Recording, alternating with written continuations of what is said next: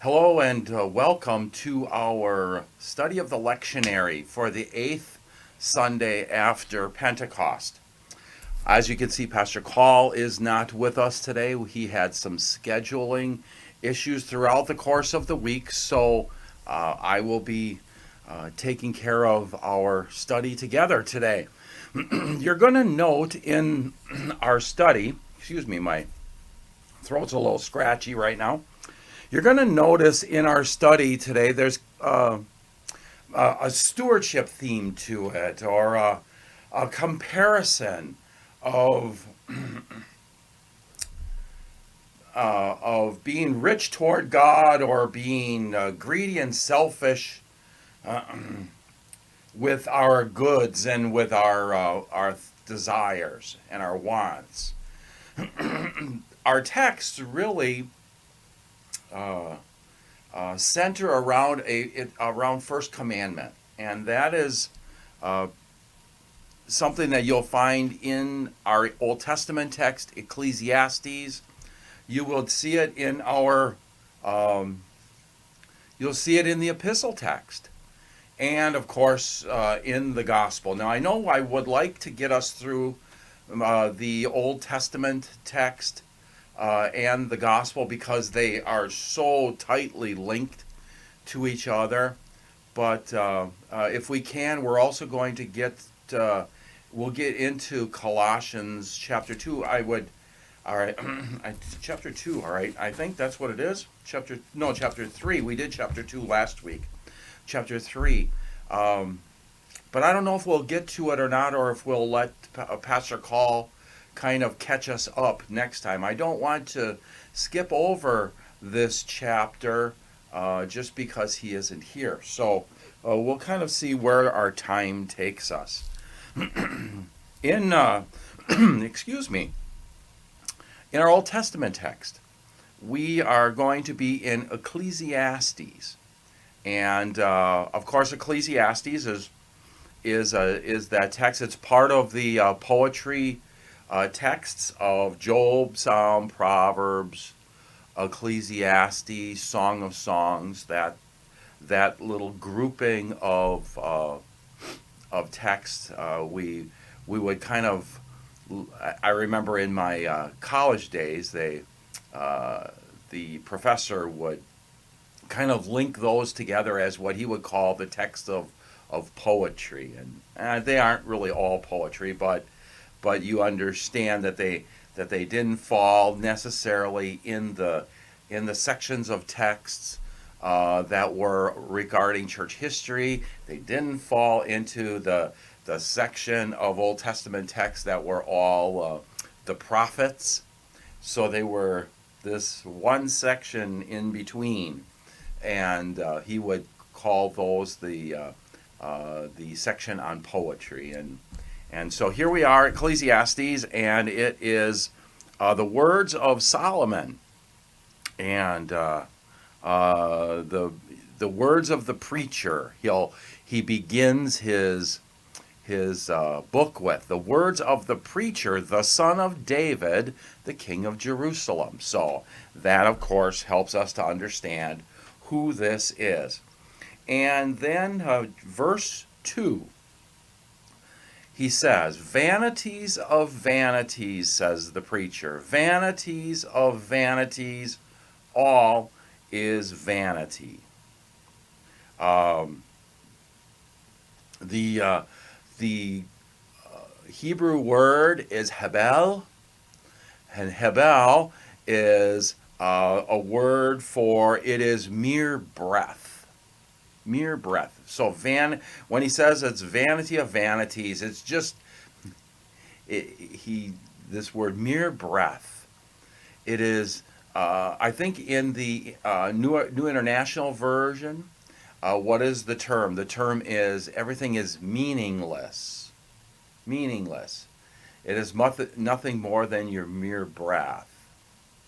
And so what does Solomon say here? He says, "Vanity of vanities, meaningless, meaningless." Right? Says a preacher, meaningless. All is meaningless.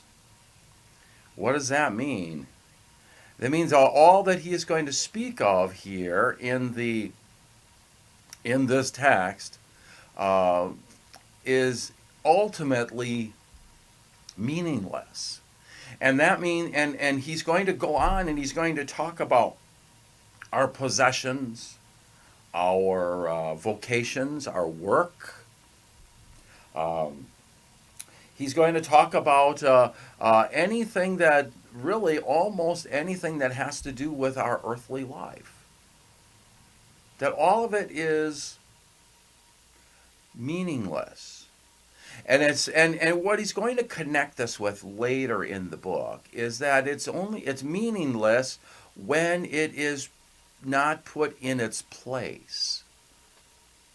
Certainly we know all of these things are not meaningless. God created and they were good.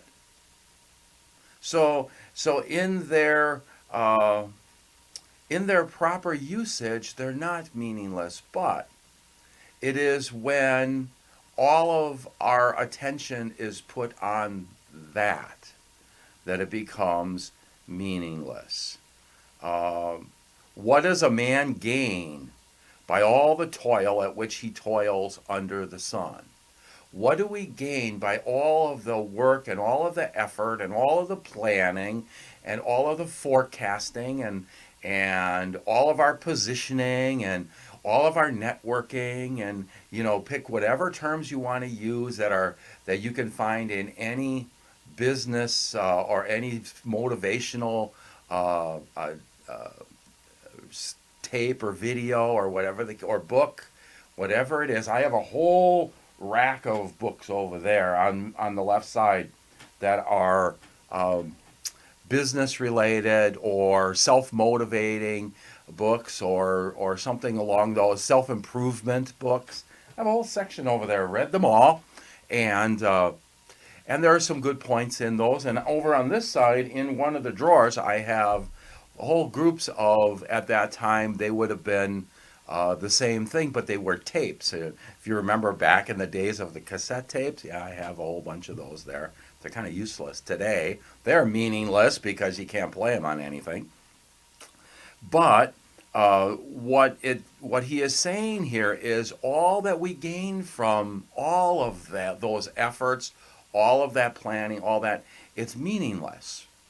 And he will go into some understanding of why it is meaningless. So we're going to go from there. We're going to jump to the 12th verse in our text. There's all of the stuff in between is really good. It's just it would make for a very, very, very long reading. So we aren't going to go into it, but it's outstanding. It's really written in a poetry form, and so you can read that on your own.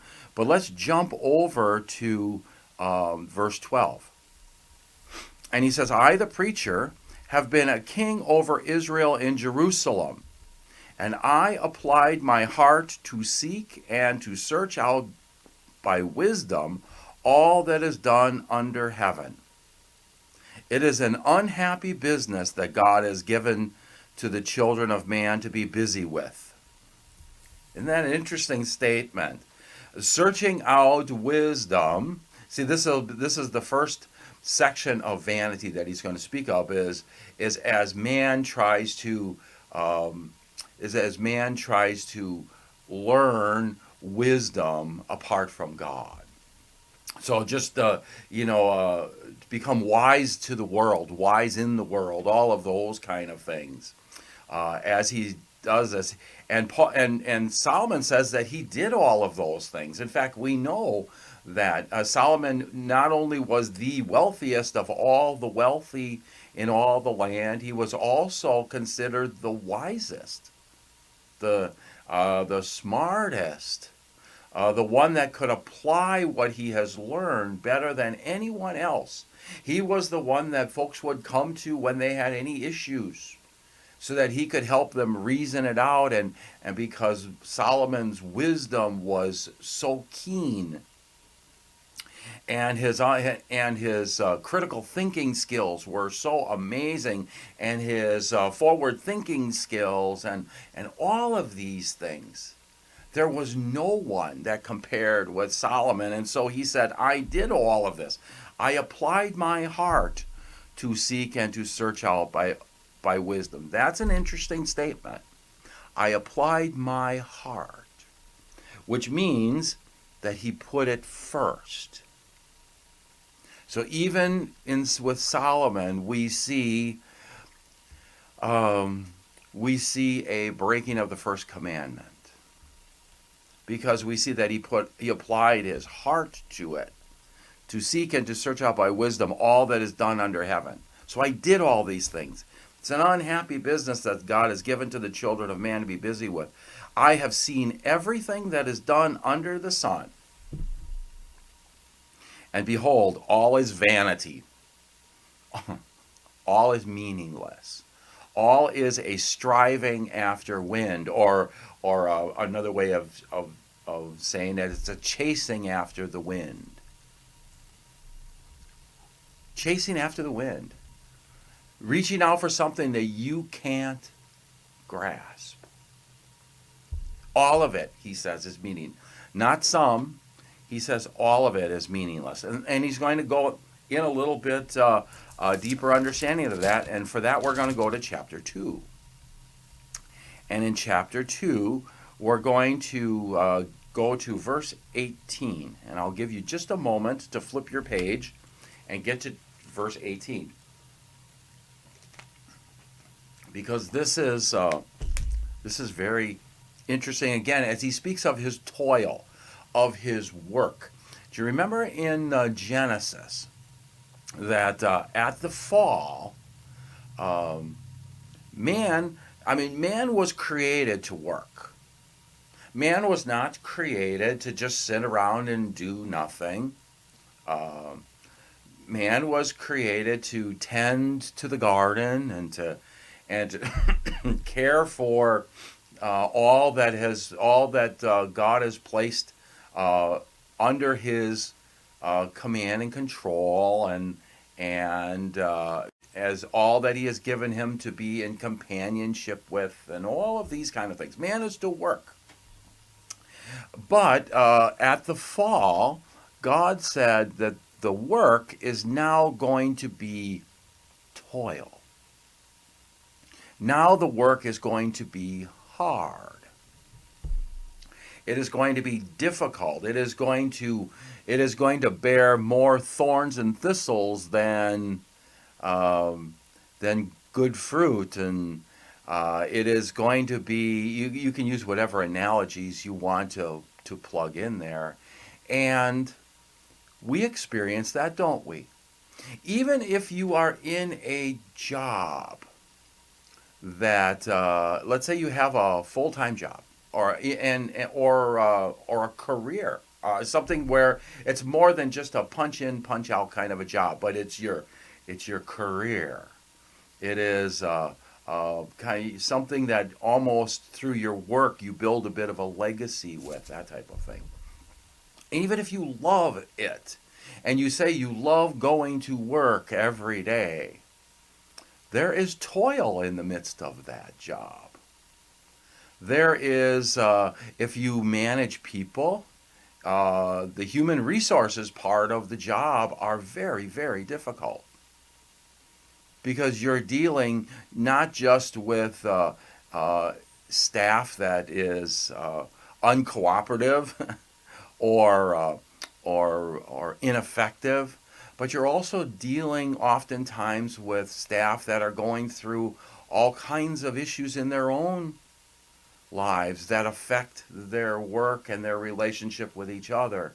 And so now you have to manage your way through all of that. That's difficult work. It could be work that you enjoy doing, but because it's physical work, as your body ages, as the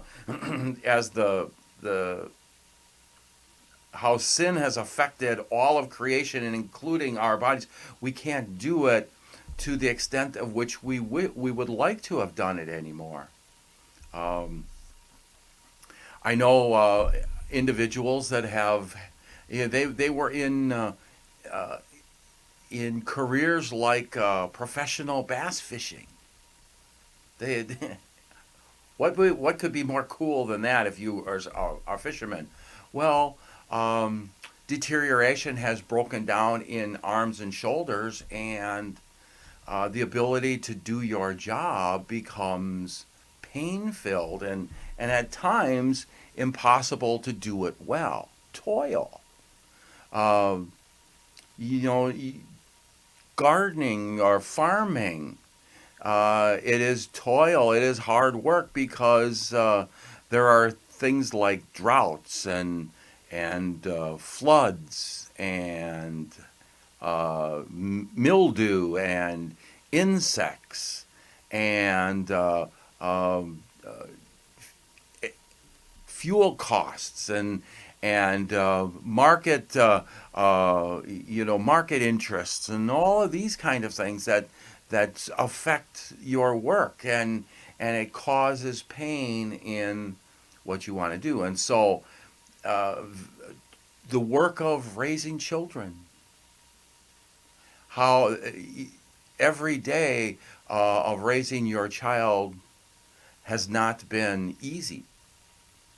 There's been a lot of work and at times maybe even disappointment, sadness, anger, sorrow, all these kinds of things. So you understand this when you see the difference between work and toil.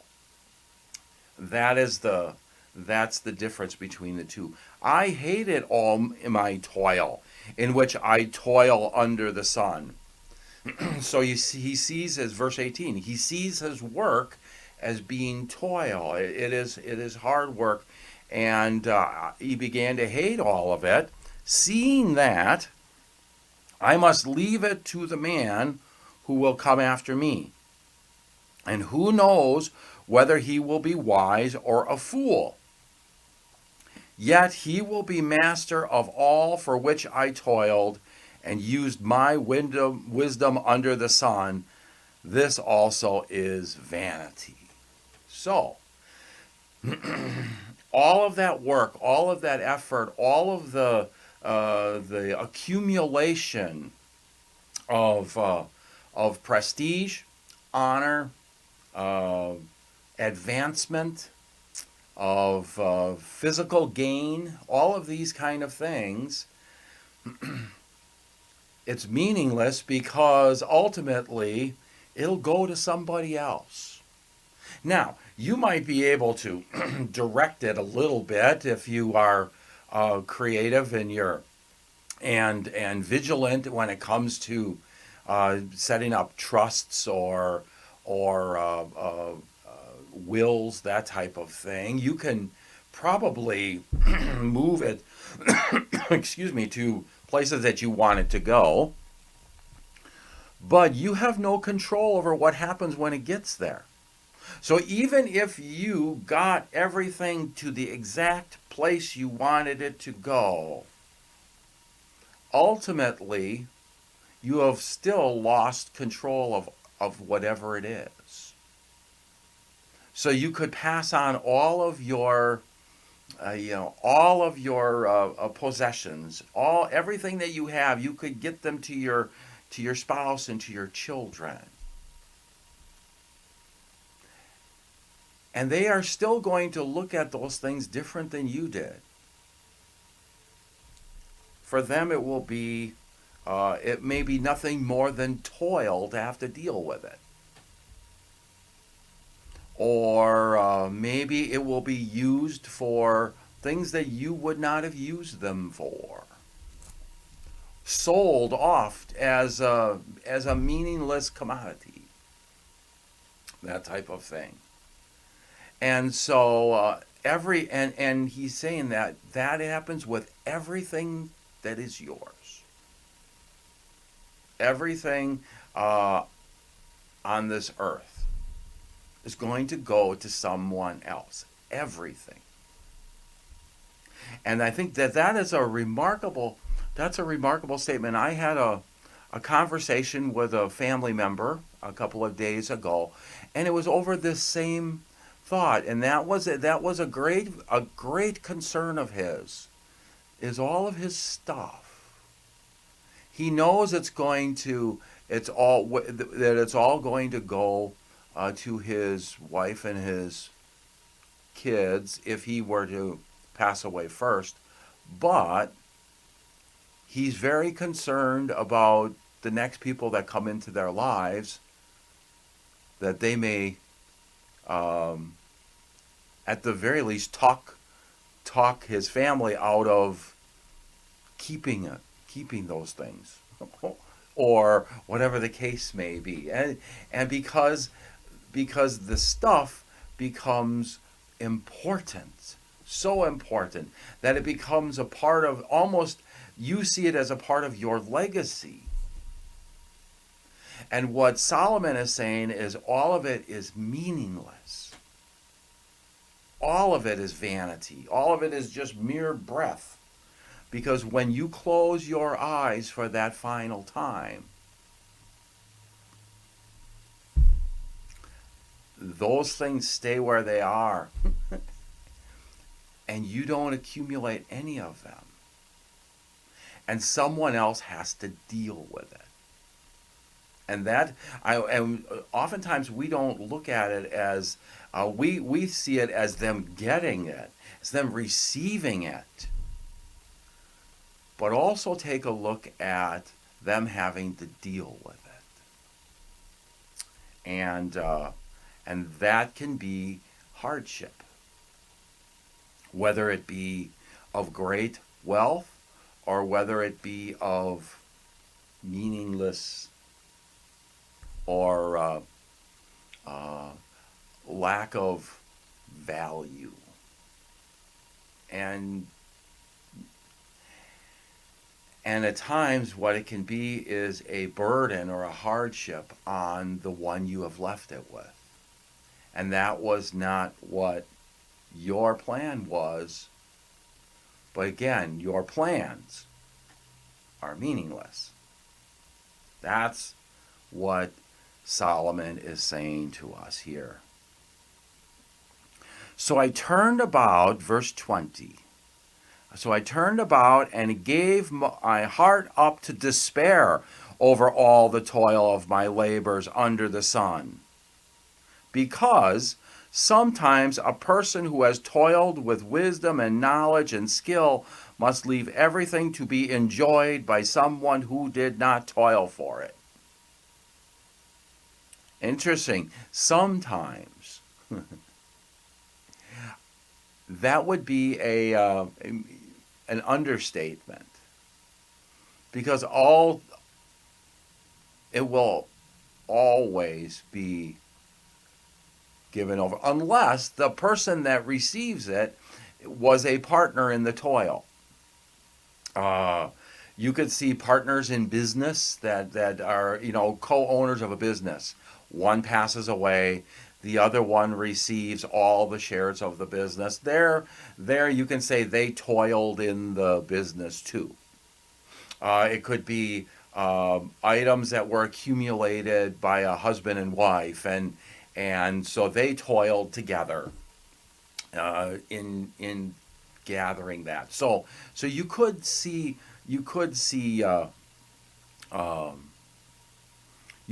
that word sometimes, how that could be understood.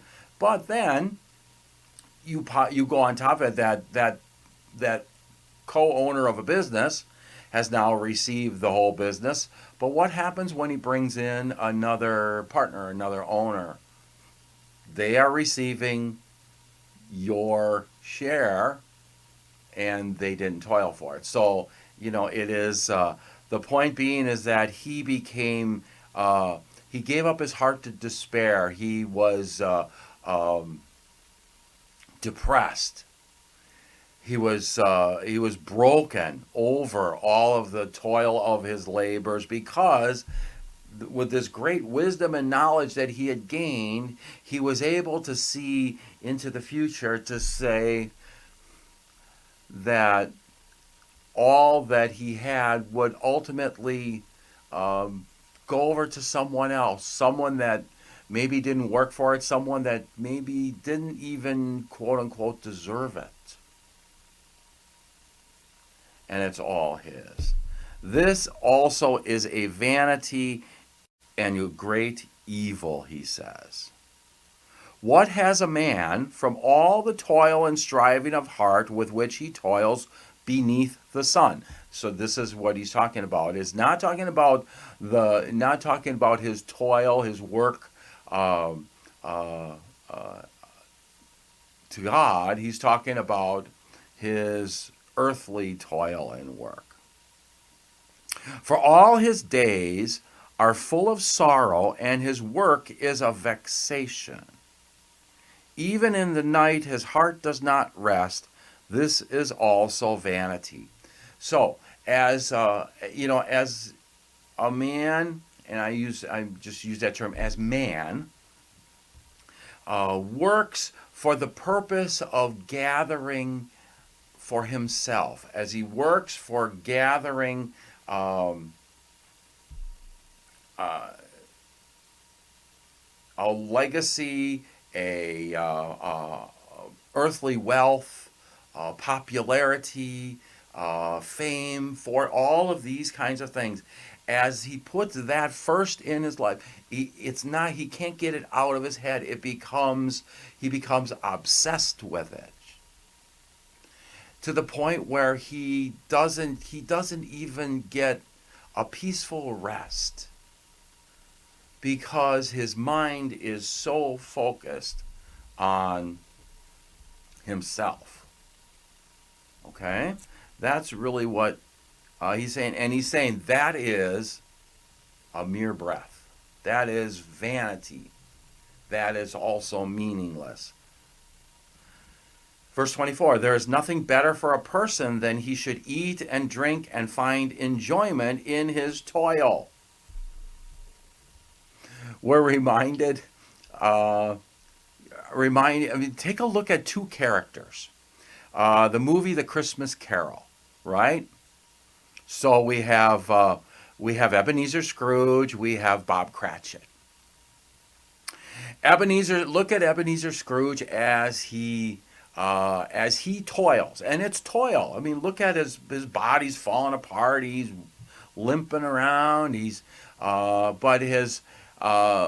I'm sure that he enjoyed making money. I'm sure he enjoyed making money even at the expense of someone else. And yet, look at him during the day all the way into the evening. He was miserable. Yes, it's true. Part of the reason he's miserable, he's all alone, and so there is that component to it. But my guess is, even if Ebenezer Scrooge had a spouse, he'd have been miserable when he came home. And that miserable life carries him through day and night, all the time. Now you have, on the other hand, you got Bob Cratchit, right? And Bob Cratchit was this man that he was poor. He had a pittance, and he worked for a miserable boss. He had a toilsome job. And did you watch the way that he would work? Yes, he would work intensely underneath his boss, but you could see that in the midst of that, he found enjoyment, eat and drink, and found enjoyment in his toil. He cared for Ebenezer Scrooge. He genuinely liked the man. He felt compassion for him. His desire was not just to keep his job, but to work for this man. And then he would go home, poor, has nothing. He has a child of special needs. He has kids that he can't put adequate things on the table for them, or put things away for their future. And he goes home and look at the kids, hugging him, and they play together, and they had fun, and they had a meal together, even though it wasn't a fancy meal. And even in the midst of his wife's criticism of his work and his employer, Bob spoke kindly of all of it. You see, he found that he could eat and drink and find enjoyment in his toil. That is exactly the comparison that you want to see. You could probably apply that to real people in your life. But that is you could see the stark contrast between those. This also I saw is from the hand of God. For apart from him, who can eat or who can have enjoyment? For to the one who pleases him, God has given wisdom and knowledge and joy. But to the sinner he has given the business of gathering and collecting, only to give to the one who pleases God.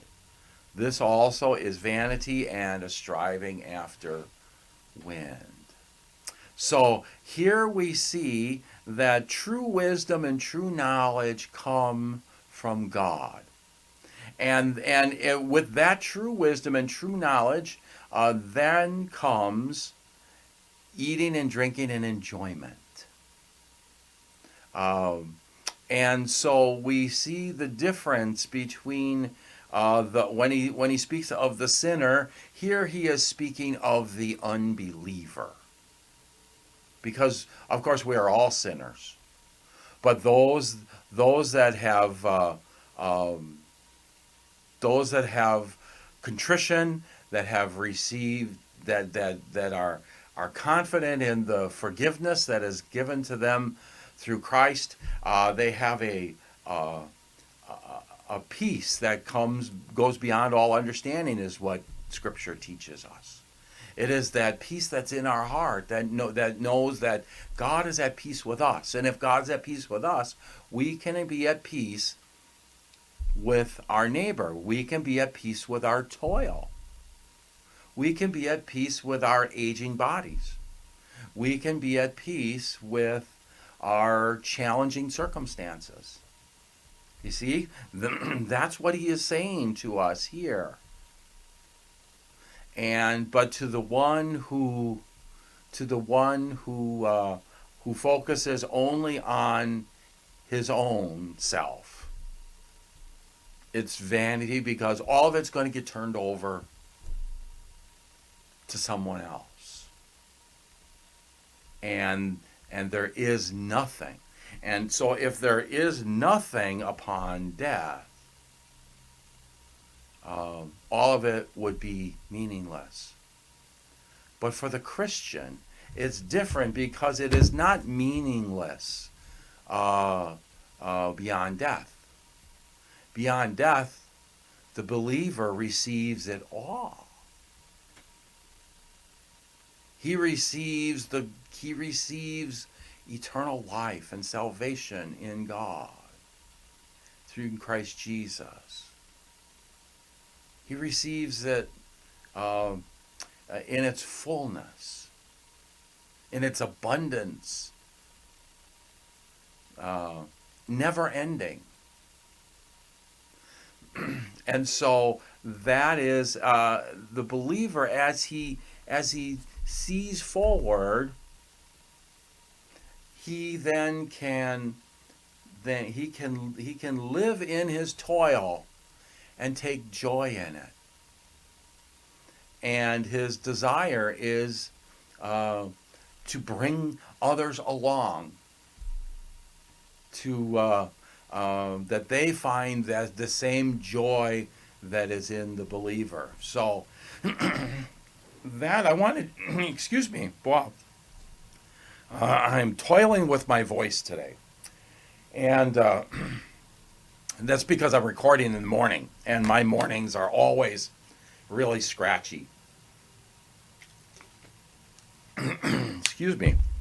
And so that's our Old Testament lesson. And when we get to the gospel lesson, then you're going to see how this is all played out again in the exact same way. So let us go to the gospel lesson, which is Luke chapter 12. Okay, we're in Luke chapter 12, and in Luke chapter. Now remember, we just finished We just spent quite a bit of time in Luke chapter 11 as Jesus is again speaking to individuals. Now this is still before he enters Jerusalem at in Holy Week, but it's in between. It's in between the Mount of Transfiguration and the entry on Palm Sunday.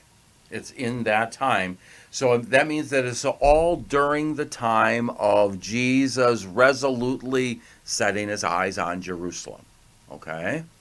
We're going to be there, I think, for a number of weeks here throughout the summer without looking too far forward in our lectionary. But this is that time, and I may mention it to you a couple of times there because it really puts it into perspective. So here we come to verse 13 of Luke chapter 12, and if you're there, then we're going to continue. Someone in the crowd said to him, and again, someone in the crowd. The point is, it doesn't matter. It's not an individual necessarily who is speaking for the purpose of tripping Jesus up. It's not a church official, or it may or may not be. It doesn't. It is just someone in the crowd. Someone in the crowd says to Jesus, "Teacher." So you see, they still see him here as Rabbi.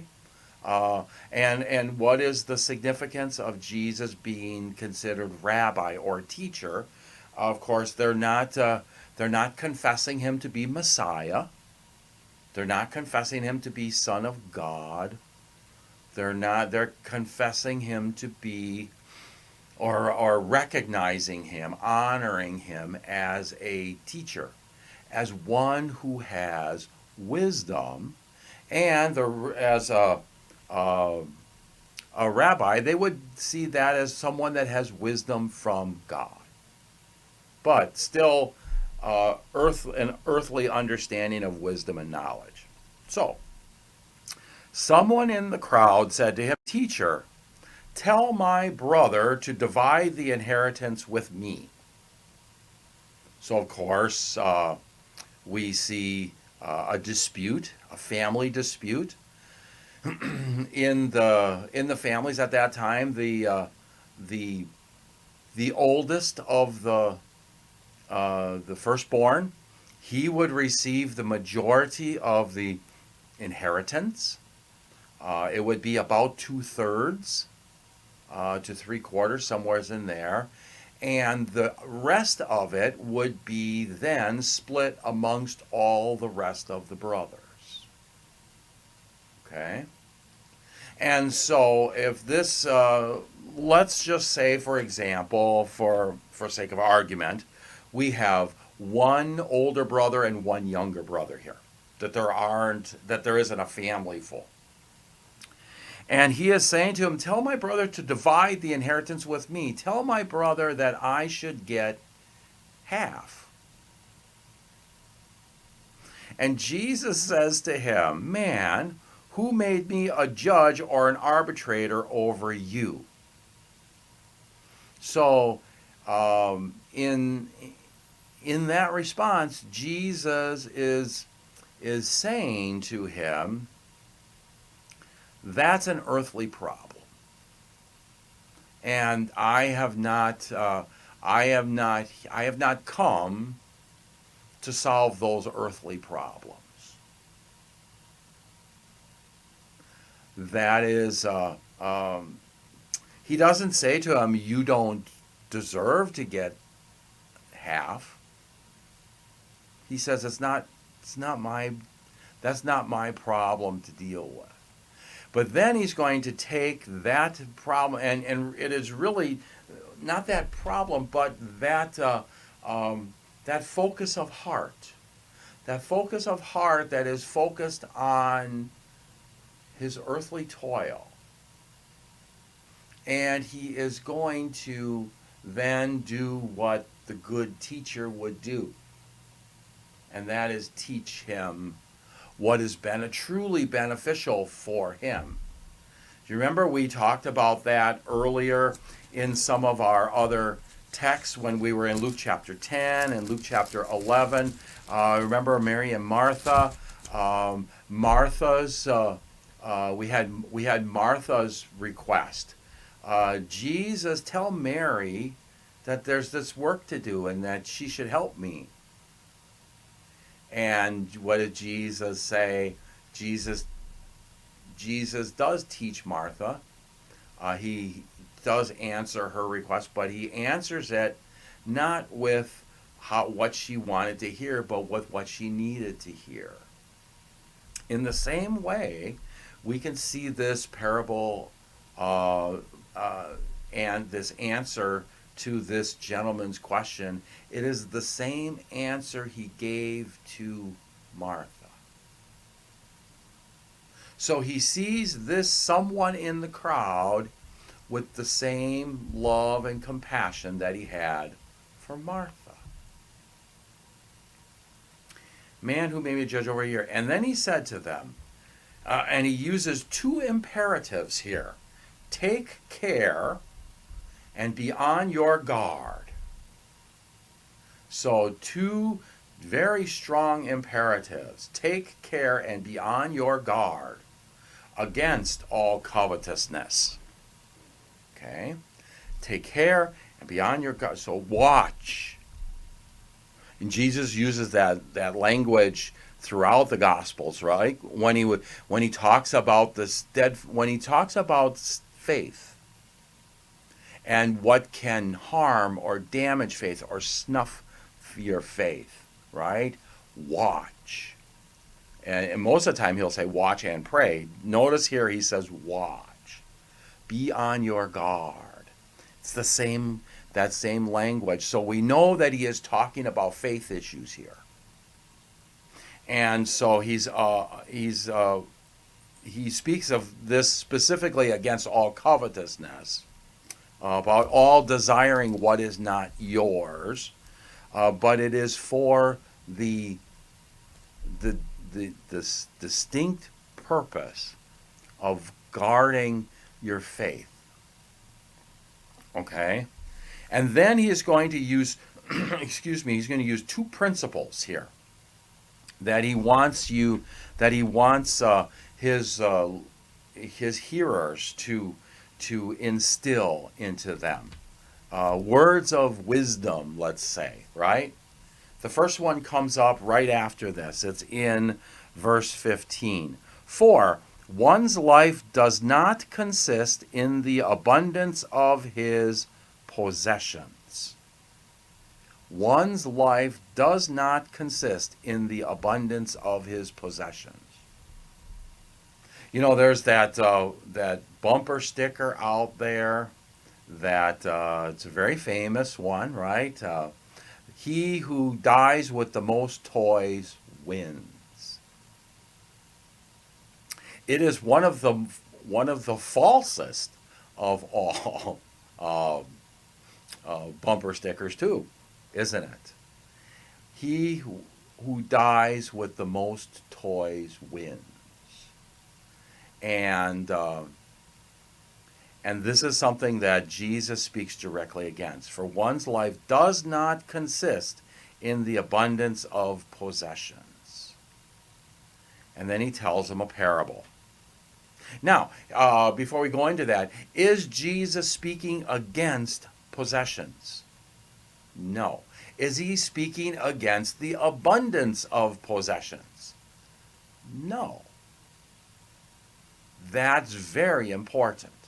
It is only man who is critical of the abundance of someone's possessions. And that is all due to covetousness. All. Jealousy. Covetousness.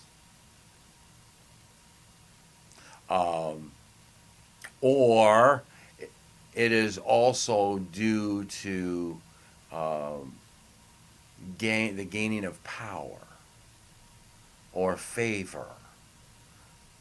We see that certainly in politics, don't we?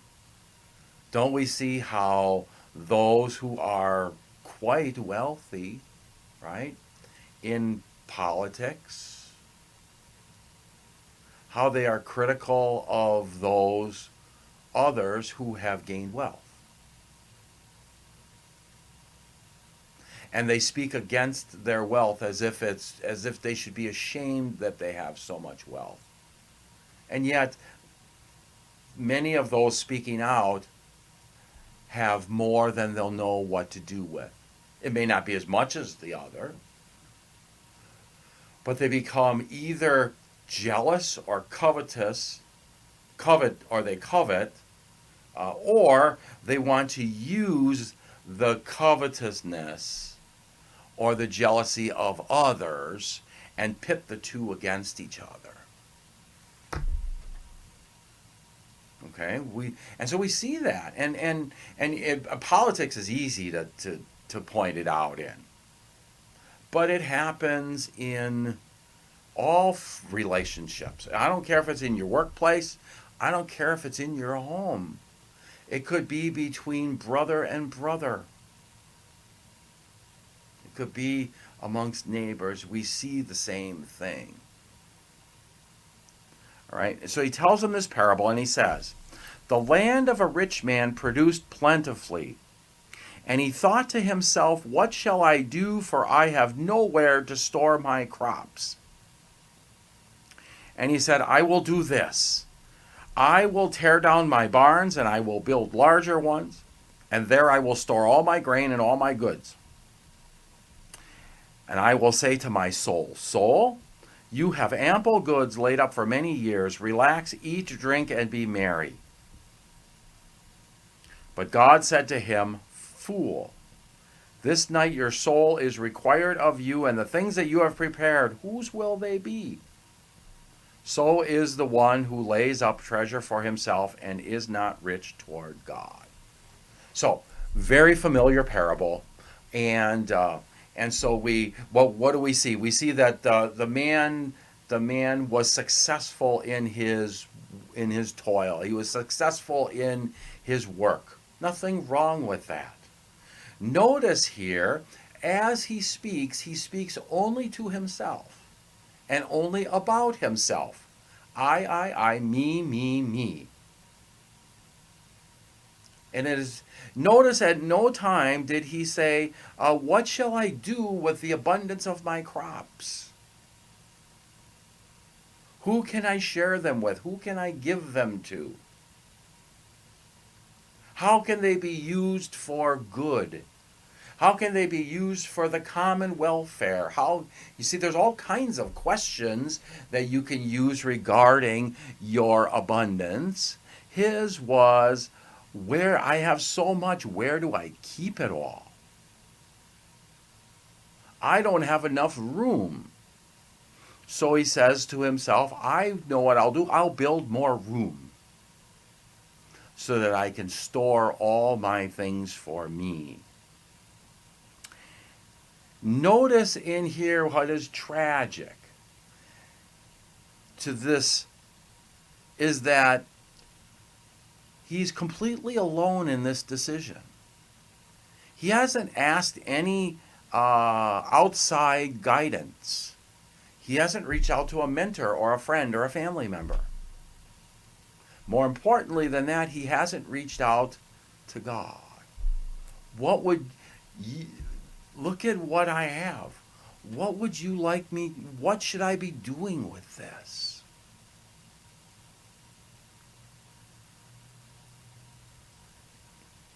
It isn't about the abundance of his wealth.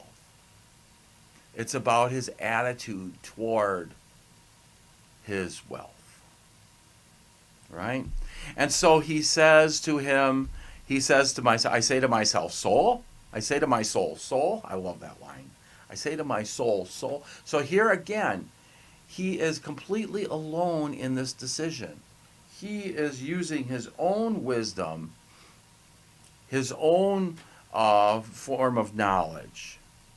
And he says, you have ample goods laid up for many years. Relax, eat, drink, and be merry.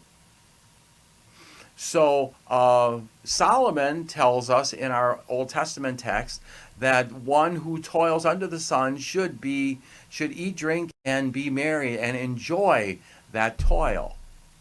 Well, this man says that's exactly what he's going to do. But he is going to do it under his own direction. He is going to do it. He is going to do it completely under the toil of under the sun, completely on his own. And then God says to him, "Fool, fool." A remarkable word when we take a look at that one, fool. And so, despite all of his wisdom, despite all of his knowledge, he does the opposite of what wisdom requires. That's what a fool does. A fool knows the right answers, and he does the opposite. So, what this is saying to us here is, it's not saying that this man does not know God. It doesn't necessarily say that. Because remember, a fool is one who has the right answer in front of him and he does the opposite. And so this man has those answers in front of his face, and he completely ignores them. So he says, "Fool, this night your soul is required from you, of you." And the point being here is his life is not being taken because of his abundance. Okay? How long, you take a look at us, and how many people will work and work and work and work and work and work and work and put things away and away and away and away for the sole purpose of gathering enough so that they can retire and enjoy it. And so in the midst of their toil, in the midst of, they are not eating and drinking and being merry. They are not, or eating and drinking and finding enjoyment. That's would be a better term. Because their focus is on looking at the future, and they see their enjoyment coming in the future, when they sit back and do nothing. And they can kick back and enjoy. We would use the term retirement. There's really there's no indication in Scripture at all of man's retirement. I mean, man has been created to work. Now, does that mean that man is required to work a job for pay? No. Does it mean that he is to remain busy? Yes. That is, whatever that busy might be. Busy might be, it may not be working a job for pay. Busy might be being a grandparent so that your children have some time to take care of things that they need to take care of. Busy can be volunteering. Busy can be caregiving for a sick family member. Busy could be being an active part of your neighborhood. Busy. There's all kinds of work, right? That can be done, and those. Man is not for man to retire and then not do anything is not really what would be the right term? It's not really what man was created for.